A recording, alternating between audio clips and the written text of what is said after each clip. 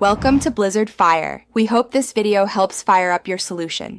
In this video, I will explain how to play Wehrmacht in Company of Heroes 3. To begin, focus on a strong early game. Start by deploying a pioneer squad immediately to secure resources and build essential structures.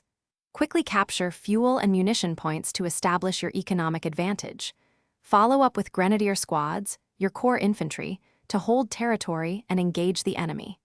A machine gun team can provide excellent defensive support, suppressing enemy pushes and protecting your flanks. As the game progresses into the mid-game, it is crucial to expand your tactical options. Introduce light vehicles, such as the Panzer Grenadier half-track, to enhance your infantry's mobility and firepower. The Stug 3G assault gun is an excellent choice for both anti-tank and anti-infantry roles, providing crucial support. Remember to establish forward observation posts to maintain superior map vision. Combining your infantry and vehicles effectively will create a formidable and adaptable fighting force.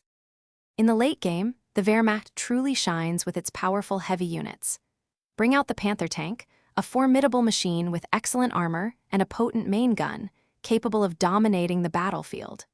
Supplement your forces with artillery like the Wesp, providing devastating long-range support to break enemy defenses.